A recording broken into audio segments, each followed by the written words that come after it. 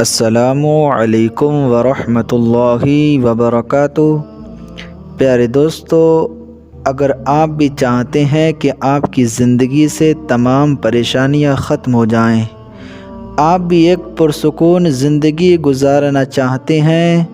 تو اس ویڈیو کو پورا دیکھیے گا۔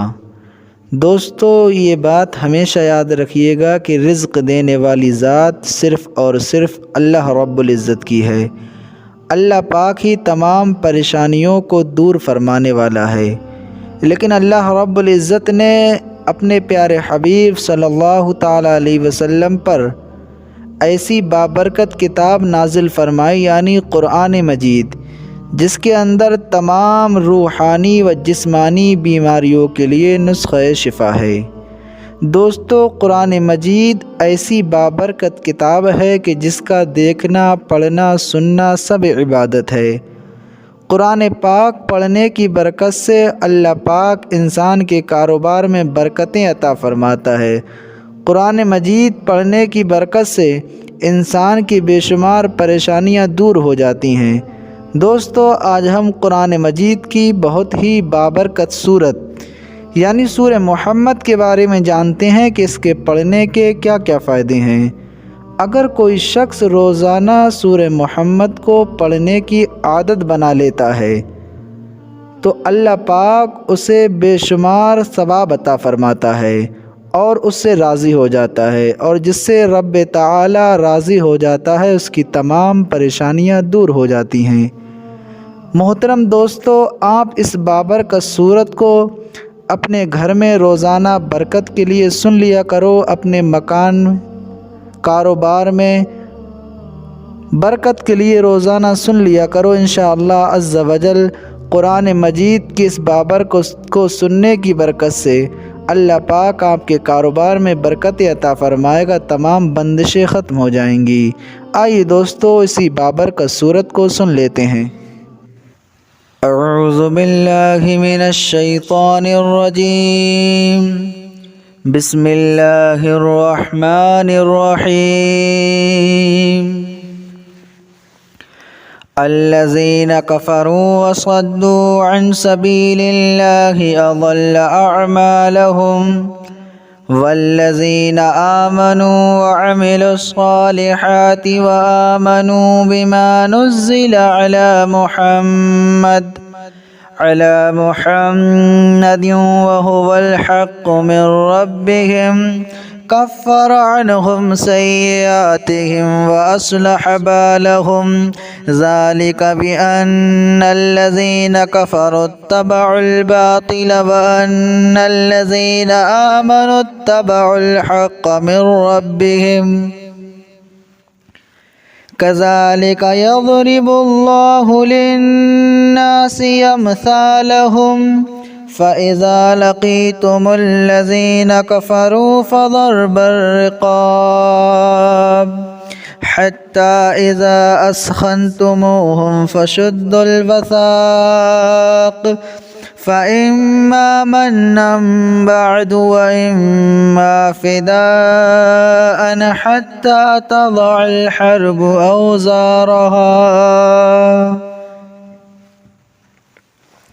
ذلك ولو يشاء الله لانتصر منهم ولكن ليبلو بعضكم ببعض والذين قتلوا في سبيل الله فلن يضل أعمالهم سيهديهم ويصلح بالهم ويدخلهم الجنة عرفها لهم يا أيها الذين آمنوا إن تنصروا الله ينصركم ويثبت أقدامكم والذين كفروا فتعسا لهم وأضل أعمالهم ذلك بأنهم كرهوا ما أنزل الله فأحبط أعمالهم أفلم يسيروا في الأرض فينظروا كيف كان عاقبة الذين من قبلهم دمر الله عليهم وللكافرين أمثالها ذلك بأن الله مولى الذين آمنوا وأن الكافرين لا مولى لهم إن الله يدخل الذين آمنوا وعملوا الصالحات جنات تجري من تحتها الأنهار والذين كفروا يتمتعون ويأكلون كما تأكل الأنعام والنار مثبى لهم وكأي من قرية هي أشد قوة من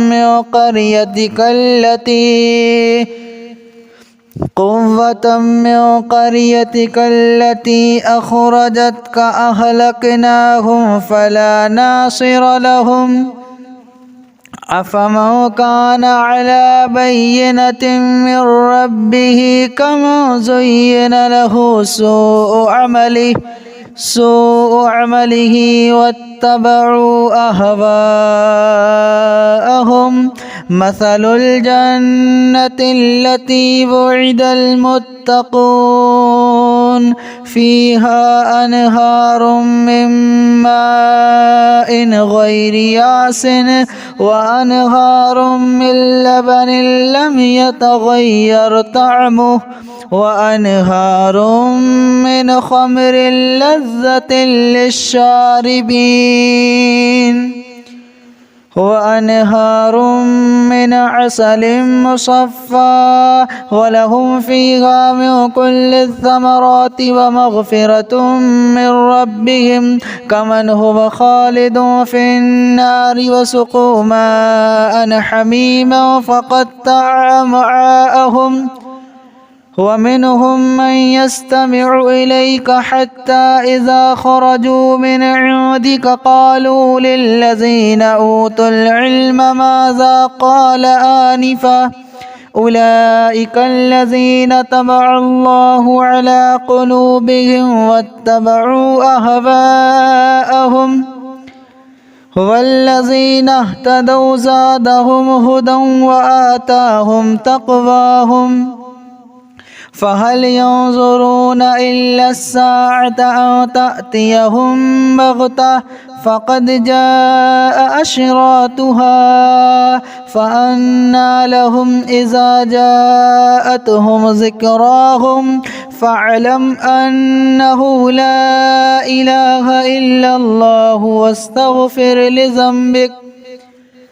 واستغفر لذنبك وللمؤمنين والمؤمنات والله يعلم متقلبكم ومثواكم ويقول الذين آمنوا لولا نزل السورة فإذا أنزلت سورة محكمة وذكر فيها القتال رأيت الذين في قلوبهم مرض ينظرون إليك نظر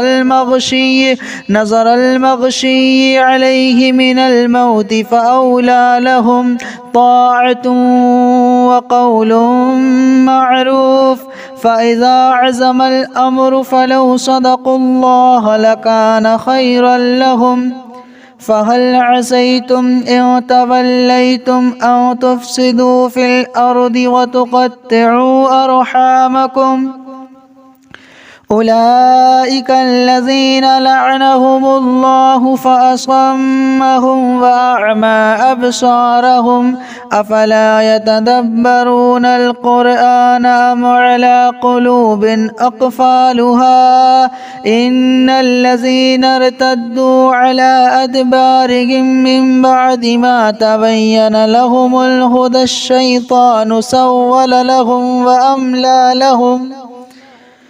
ذلك بأنهم قالوا للذين كرهوا ما نزل الله سنطيعكم في بعض الأمر والله يعلم إسرارهم فكيف إذا توفتهم الملائكة يضربون وجوههم وأدبارهم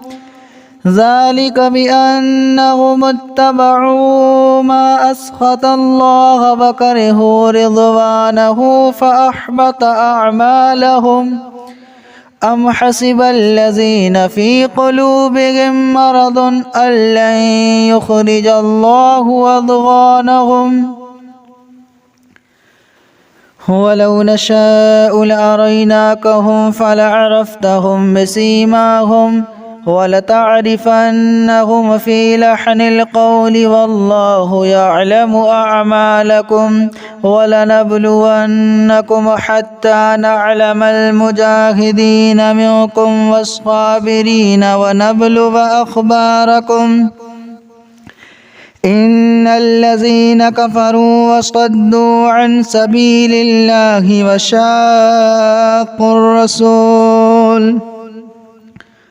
وشاقوا الرسول من بعد ما تبين لهم الهدى لن يضروا الله شيئا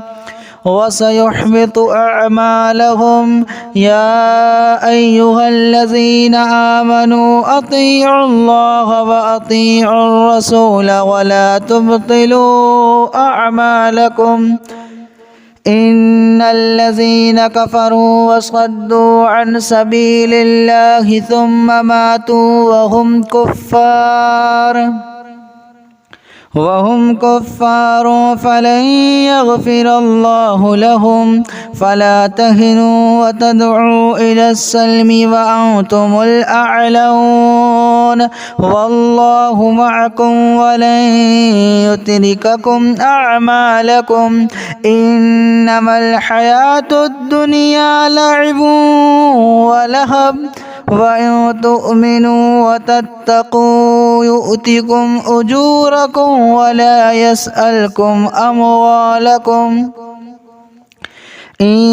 يسألكموها فيحفكم تبخلوا ويخرج أضغانكم ها أنتم هؤلاء تدعون لتنفقوا في سبيل الله فمنكم من يبخل ومن يبخل فإنما يبخل عن نفسه